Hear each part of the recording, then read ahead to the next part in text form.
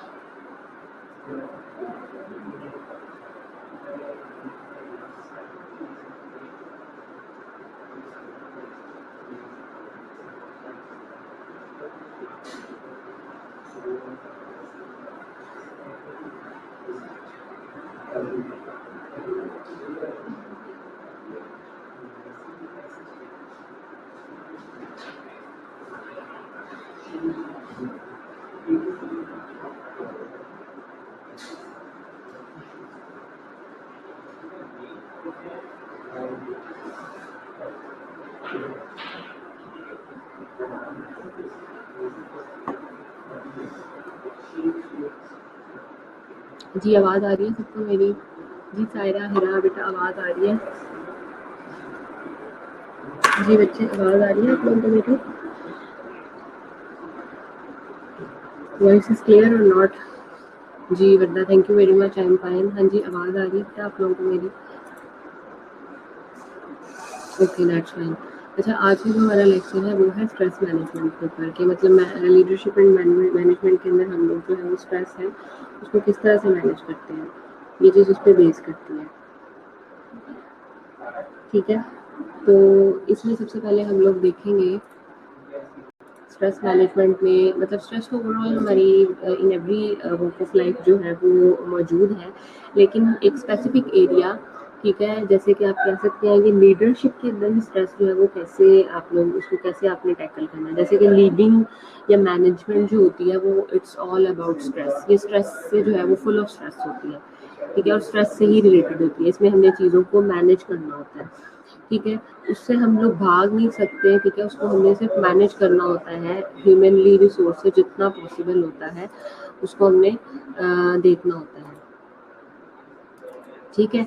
तो इसमें क्या कहते हैं, सबसे पहले जो हम चीज़ देखेंगे इसके ऑब्जेक्टिव्स देख लेते हैं कि what are the objectives on which we will talk regarding stress management. और होपफुली मेरे ख्याल से ये जो स्ट्रेस मैनेजमेंट का ये टॉपिक है ये आपके उस कोर्स के अंदर भी मौजूद है, ठीक है। तो इस पॉइंट ऑफ व्यू से मैं ये भी आपको बता देती हूँ, सिमरा को मैंने ये लिख के दिया था, ठीक है। तो सबसे पहले by the end of this lecture we will be able to define stress and homeostasis. हम स्ट्रेस और होमियोस्टेसिस की बात करते हैं, identify the organisational intrapersonal and individual factors that cause stress. और हम जितने भी ऑर्गेनाइजेशनल है, इंट्रापर्सनल है और इंडिविजुअल फैक्टर्स हैं जो कि स्ट्रेस कॉज करते हैं, हम उस पर बात करते हैं। Describe the outcomes of the stress, stress के आउटकम्स को हम बताते हैं। Identify both personal and organisational method for managing stress. और स्ट्रेस को मैनेज करने के लिए जितने भी ऑर्गेनाइजेशनल और मैनेजिंग मेथड्स हैं हमारी, उनके ऊपर बात होगी कि वो कौन कौन से मेथड्स हैं जो कि यूज होते हैं किसी भी मैनेजमेंट के अंदर स्ट्रेस को मैनेज करने के लिए, ठीक है। तो इसमें सबसे पहले जब हम बात करते हैं तो सबसे पहले देखते हैं कि स्ट्रेस होती क्या है। The non specific reaction that people have to threaten demand from the environment, ठीक है। अब स्ट्रेस किसी भी तरह से हो सकती है, तो आपकी साइकोलॉजिकल भी हो सकती है, फिजिकल भी हो सकती है, एनवायरमेंटल भी हो सकती है, ठीक है। मतलब स्ट्रेस के डिफरेंट डायनामिक्स हो सकते हैं। तो लेकिन इसीलिए उसने वर्ड जो यूज़ किया है वो नॉन स्पेसिफिक रिएक्शन यूज़ किया है, ठीक है। जो कि पीपल टू पीपल जो होता है वो वेरी करता है, हर बंदा जो है वो डिफरेंट वे से आप कह लें कि बिहेव कर रहा होता है। तो ये जो नॉन स्पेसिफिक रिएक्शन है जो कि people have to threaten demands from the environment से लेते हैं उसको स्ट्रेस कहते हैं। ये स्टीव्स ने 1991 के अंदर कहा।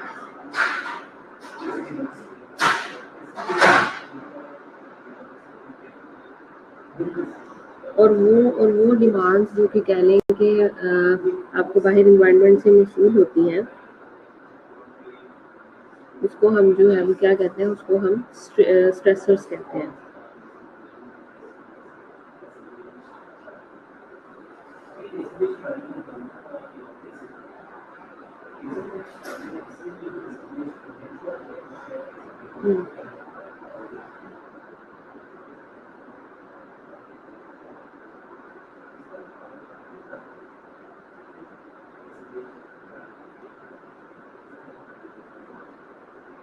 उसको हम स्ट्रेसर्स कहते हैं, स्ट्रेसर्स का नाम उसको दिया जाता है।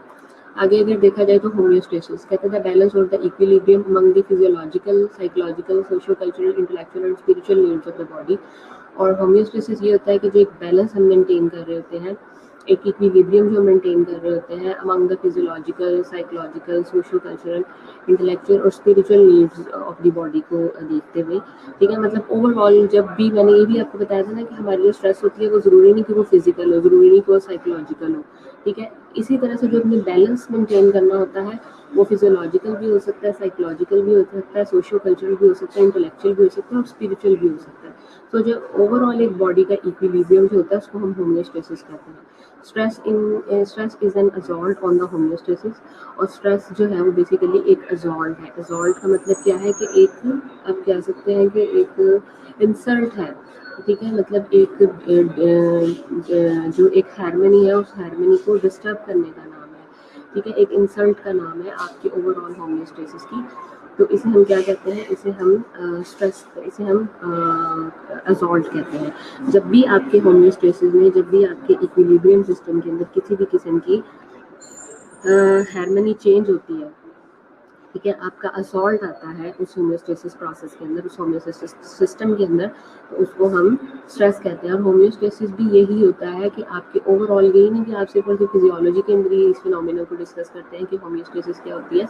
होम्योस्टेसिस आपकी overall physiological, psychological, socio cultural, intellectual, spiritual, as a human आप जहाँ जहाँ पे भी जिस लेवल पे भी इंटरेक्ट करते हैं अपने बहन भाइयों के साथ, अपने फ्रेंड्स के साथ, अपने पेरेंट्स के साथ, अपने रिलेटिव्स के साथ, अपने सिबलिंग्स के साथ, अपने मतलब फ्रेंड्स जो भी आपका पीयर ग्रुप है उसके साथ, हर लिहाज से ज़िंदगी के हर कदम पे जो भी आपका एक एस्पेक्ट आप उसको लेके चल रहे हैं सोशियोलॉजिकल पॉइंट ऑफ व्यू से, वो इसके अंदर इम्पोर्टेंट होता है, ठीक है। तो अगर उसमें से किसी एक में भी डिसहार्मनी आ जाती है, उसमें से किसी एक सिस्टम की भी इंसल्ट हो जाती है, तो आपका ओवरऑल जो है वो होम्योस्टेसिस डिस्टर्ब हो जाता है, ठीक है। वो जो आपका इक्विलिब्रियम है वो शेकी हो जाता है। So you have to balance the things. आगे अब कुछ आउटकम्स होते हैं स्ट्रेस के, कुछ ऐसे आउटकम्स होते हैं जो कि पॉजिटिव होते हैं, ठीक है। अब आप सोचेंगे कि एक स्ट्रेस जिसका नाम ही स्ट्रेस है उससे हम उसमें क्या पॉजिटिव गेन कर सकते हैं, ठीक है। लेकिन कुछ गेन्स होते हैं जो कि पॉजिटिव होते हैं, जो कि आउटकम्स ऑफ स्ट्रेस का पार्ट होते हैं। कुछ यूज स्ट्रेस होते हैं, कुछ डिस्ट्रेस होते हैं। यूज स्ट्रेस ये है a type of stress that results in A positive outcome, जो कि एक पॉजिटिव आउटकम लेके आता है, ठीक है। और डिस्ट्रेस क्या होता है, when stressors evoke an ineffective response, जब कोई भी स्ट्रेसर जो है वो इनइफेक्टिव रिस्पॉन्स जो है वो शो करता है, तो वो डिस्ट्रेस के अंदर आ जाता है, ठीक है। अब हम देखते हैं कि कॉजेज क्या क्या है उन स्ट्रेस की। मेजर फैक्टर्स में आपके ऑर्गेनाइजेशनल फैक्टर्स आ जाते हैं, इंटरपर्सनल फैक्टर्स आ जाते हैं, इंडिविजुअल फैक्टर्स आ जाते हैं, ठीक है। ऑर्गेनाइजेशनल फैक्टर्स हैं, इंटरपर्सनल फैक्टर्स हैं और इंडिविजुअल फैक्टर्स हैं। ये वो फैक्टर्स हैं जो कि स्ट्रेस में वजह बनते हैं। ठीक है। अब जॉब रिलेटेड फैक्टर जैसे क्या कह लें, टास्क ओवरलोड, ठीक है, टास्क आपका ओवरलोड हो गया, ठीक है, ये नहीं कि आपके बॉस ने आपको बहुत ज़्यादा काम दे दिया।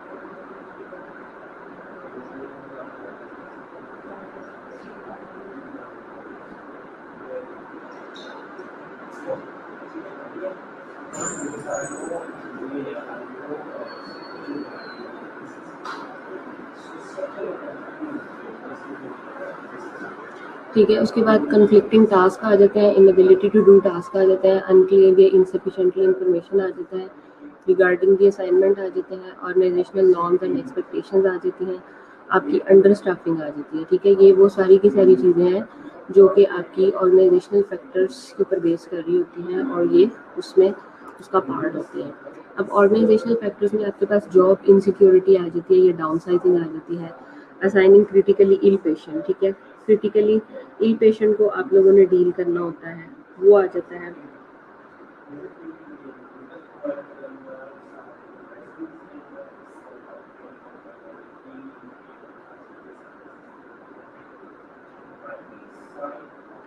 ठीक है, इसके अलावा आपके पास कॉस्ट कंटेनमेंट आ जाती है, समटाइम आपको कॉस्ट बहुत ज़्यादा हैवी पे करनी होती है।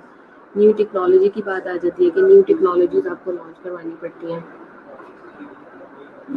उसके बाद जो इसमें मेन रोल आता है आपका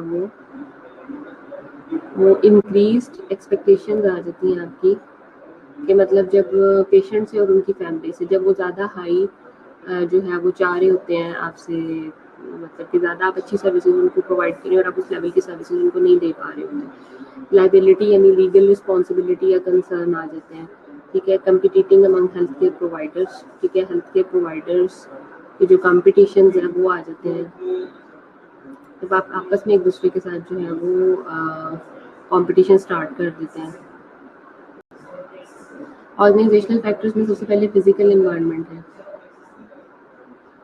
physical environment, intensive care unit with constant alarm, ठीक है, जो आपके सीसीयू या आईसीयू में कांस्टेंट अलार्म बजते रहते हैं, बीप्स बजती रहती है, नॉइसेस बजते रहते हैं, tight quarters, poorly organised work environment, ठीक है, और lack of equipment also causes stress.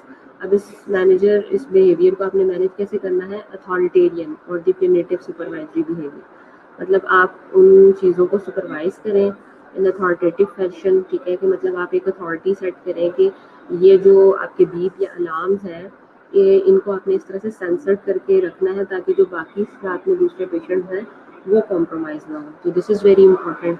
आगे हम बात करते हैं relationship, this is very very important, interpersonal relationship with in the nursing profession and between nursing and other profession. अक्सर आपने देखा है कि इस किस्म के झगड़े और इस किस्म की लड़ाइयाँ जो है वो आपके सिस्टम का पार्ट होती हैं। ठीक है, मतलब हम लोग अपने तरीके से काम करना चाह रहे होते हैं, लेकिन बहुत से लोग ऐसे हैं जो कि नर्सिंग की सर्विसेज को बिल्कुल भी अंडरस्टैंड नहीं कर पाते जिस तरह से अंडरस्टैंड करना चाहिए। ठीक है, और वहाँ पे आपका कन्फ्लिक्ट क्रिएट होता है, वहाँ पे जो है वो आपको बहुत ज़्यादा पेशेंस की ज़रूरत होती है, लेकिन वहाँ पे पेशेंस नहीं दिखाया जाता।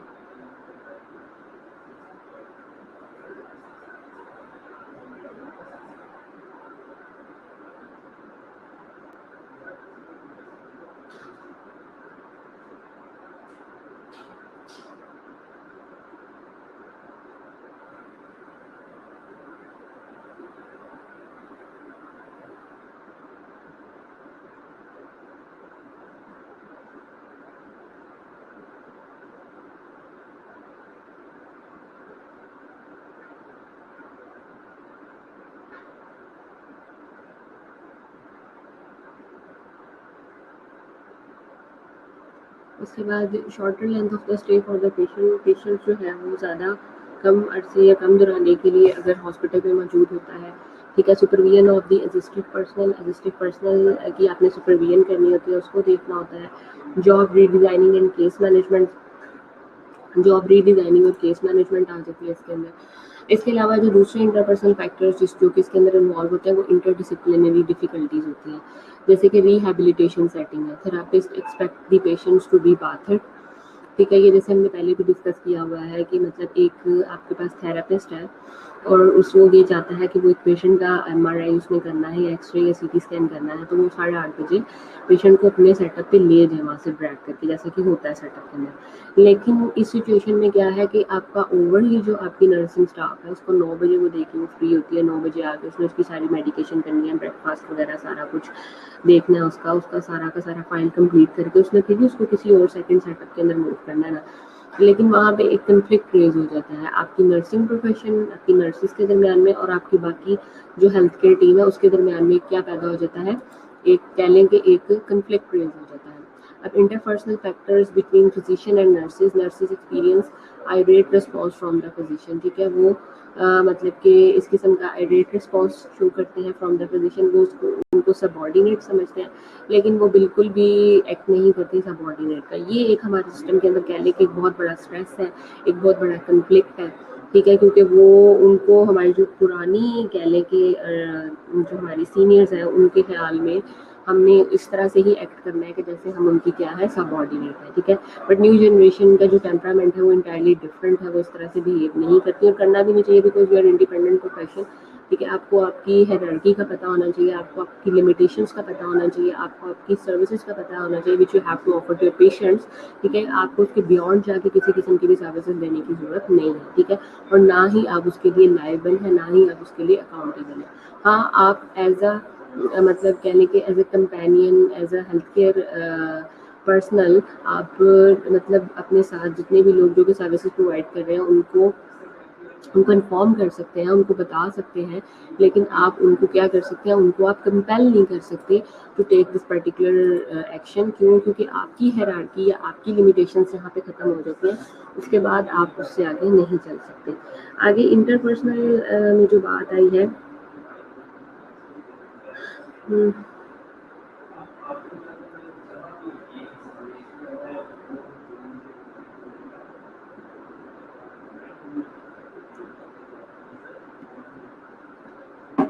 आगे इंटरपर्सनल में जो बात आ जाती है, need to fulfil multiple roles हैं, जैसे कि conflict between family and professionals के दरमियान में आ जाता है आपकी कि जो आपकी फैमिली और हेल्थ केयर प्रोफेशनल्स हैं वो क्या सोचते हैं, वो क्या बात करते हैं, ठीक है। उनकी क्या एक्सपेक्टेशंस है आपकी केयर को लेके, उनकी क्या एक्सपेक्टेशंस है पेशेंट की केयर को लेके, ठीक है। शिफ्ट एंड वीकेंड वर्क आ जाता है कि आपको वीकेंड पे कितना काम कर रहा है, नाइट शिफ्ट पे नर्सिस पे कितना लोड है। मोस्टली जो कि नर्सिस नाइट शिफ्ट में ड्यूटी करती हैं उन पे काफ़ी ज़्यादा कह लें कि लोड होता है, और उस लोड को कॉम्पनसेट करने के लिए वो इस चीज़ को देखती हैं, ठीक है। Nurses rotate shift also effect on physiological health, ठीक है। और फिजियोलॉजिकल हेल्थ पे भी उनका इफेक्ट आता है, इस चीज़ को भी देखना होता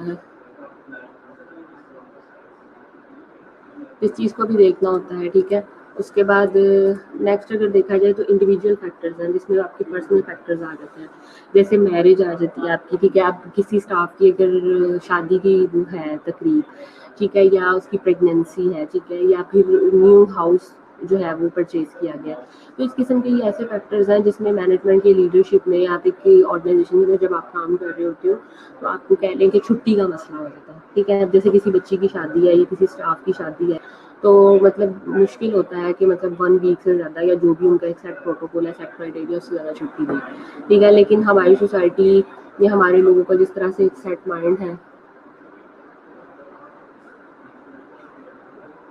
ठीक है, तो वो छुट्टी नहीं देते। अब इसी तरह से प्रेगनेंसी में भी और न्यू होम की परचेजिंग में भी अभी डेफिशिएंसी हाउ फोकसिंग है, increase sense of threat and diminish sense of optimism या होपफुलनेस।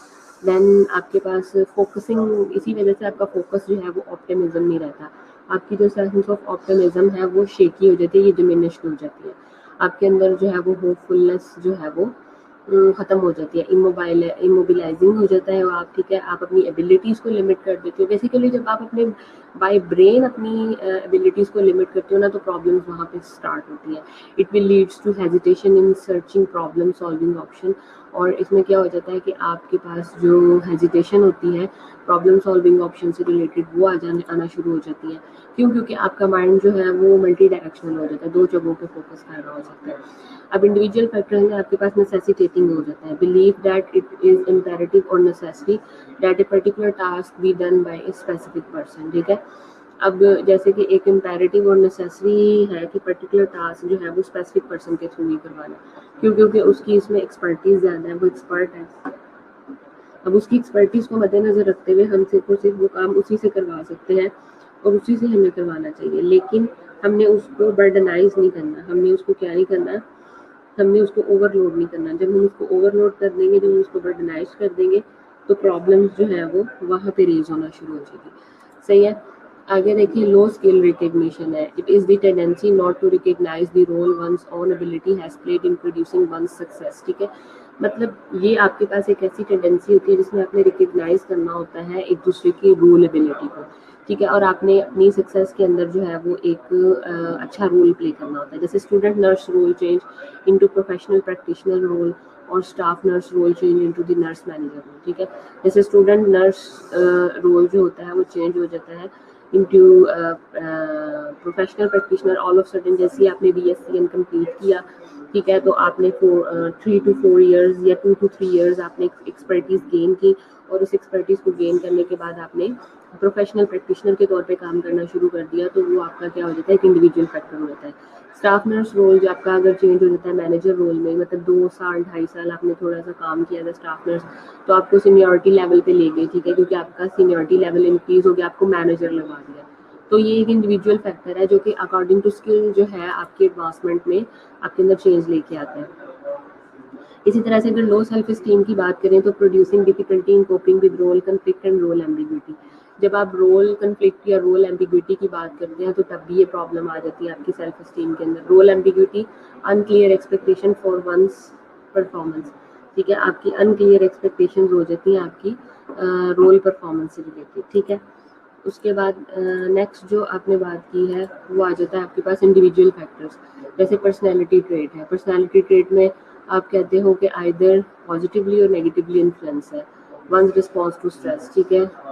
फिर individuals who believe that their life is controlled largely by events external to themselves often perceive stress, ठीक है, वो stress को perceive करते हैं individual basis के अंदर अगर किसी किस्म का कोई प्रॉब्लम आ जाता है। अब अहमद नहीं हुई, अच्छा, ठीक है, वो लेस स्ट्रेस को परसीव करती है, ठीक है।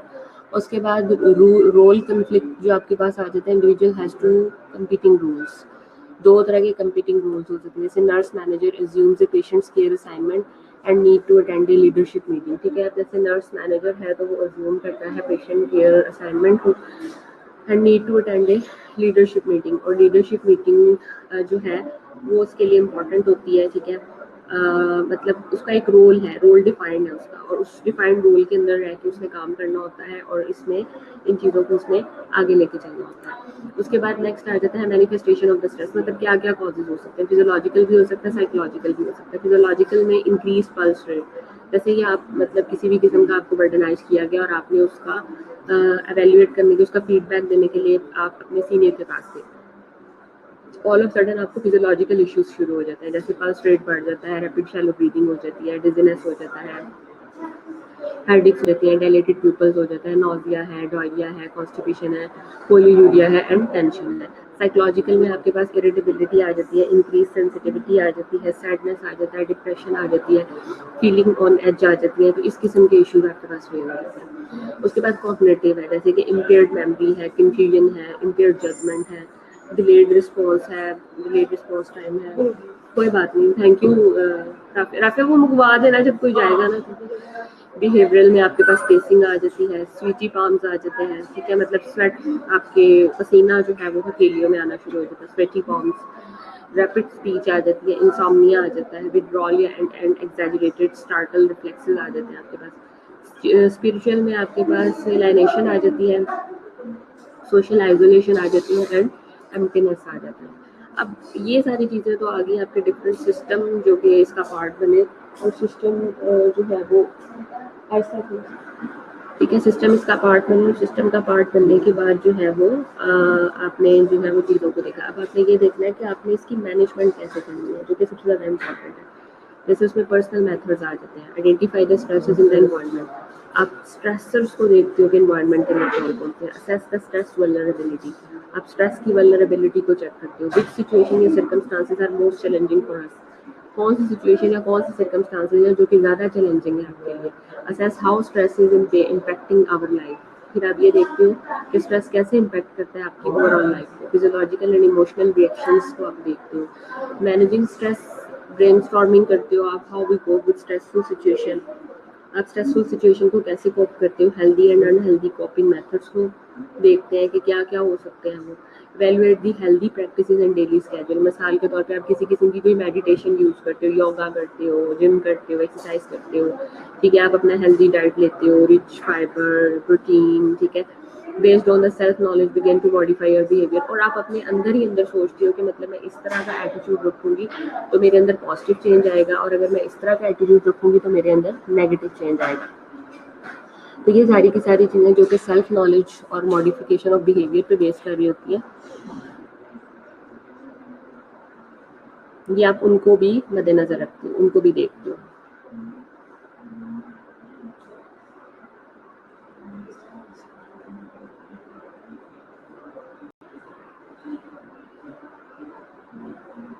ठीक है, उसके बाद नेक्स्ट जो आप इसके अंदर देखोगे, नेक्स्ट जो देखोगे वो आपका शुरू होता है, सबसे इम्पोर्टेंट चीज़ जो है वो कम्युनिकेशन है। अगर कम्युनिकेशन गैप आना शुरू हो जाएगा तो वो सबसे ज़्यादा आपके लिए खतरनाक हो सकता है, ठीक है। अगर कम्युनिकेशन आपके सोशल सर्कल के अंदर अच्छी होगी तो वो आपके स्ट्रेस को कम करेगी। मिसाल के तौर पे एग्जैक्ट मैसेज एग्जैक्ट बंदे तक जब जाएगा और इन प्रॉपर वे में जाएगा तो क्या होगा कि आपकी जो वो है लड़ाई झगड़े हैं, कन्फ्लिक्ट है, ठीक है, जो ग्रीवियंस है एक दूसरे से, वो कम हो जाएगी। तो open upward and downward communication channel, यानी कि जो चैनल है ना जिसमें आपने कम्युनिकेट करना है वो आपने क्या करना है, इन राइट वे में करना है। वो अपवर्ड भी करना है, डाउनवर्ड भी करना है। उसके बाद आपने रिड्यूस करना है सस्पिशंस को, डाउट को, र्यूमर्स को, उसको कम करना है। Team building encourages staff to build network of support with each other, ठीक है। और उसके बाद आप क्या करते हो, टीम बिल्डिंग प्रोड्यूस करते हो एक दूसरे के साथ, ठीक है। पॉलिसीज के अंदर चेंज बहुत इंपॉर्टेंट होता है। मिसाल के तौर पर employees friendly policies reduces the stress. मिसाल के तौर पर providing adequate opportunities for breaks and meals, ठीक है, ब्रेक्स एंड मील्स आप उनको दें, ठीक है, उनको रिफ्रेशमेंट का टाइम दें। ये नहीं कि मतलब एवरी टाइम बस काम काम काम एक स्ट्रिक्ट किस्म का चेक रखा हुआ है, नहीं, बल्कि आप उनको कुछ लेयर टाइम भी दें, क्योंकि हमारे ह्यूमन ब्रेन को लेयर टाइम का भी जरूरत है, ठीक है। उसके बाद आगे आ जाता है provide adequate time for important function of the organisation, और बाकी जो ऑर्गेनाइजेशन के जो ओवरऑल फंक्शंस हैं उनको भी देखने के लिए आपने जो है उनको प्रॉपर टाइम देना है। ये नहीं कि बस एक ही काम आपने लेना है कि बस स्ट्रेस स्ट्रेस एंड स्ट्रेस, इस तरह से आपने बिल्कुल नहीं करना, ठीक है। इससे रिलेटेड किसी का कोई क्वेश्चन है तो आप पूछ सकते हैं।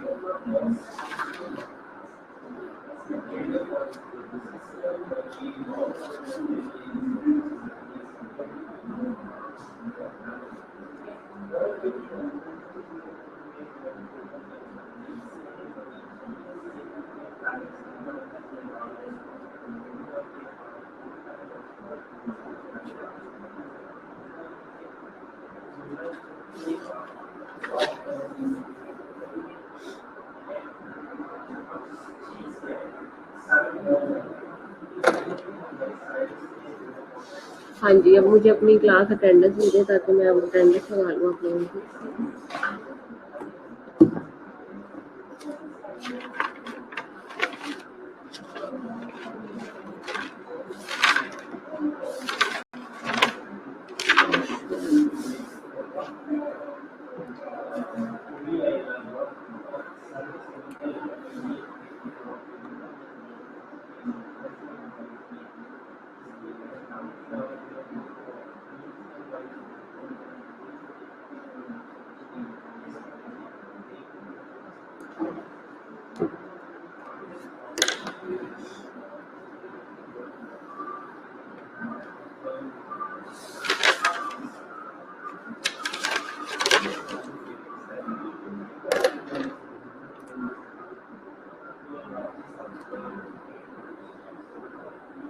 अटेंडेंस दे दें मुझे क्लास सारे बच्चे अपनी।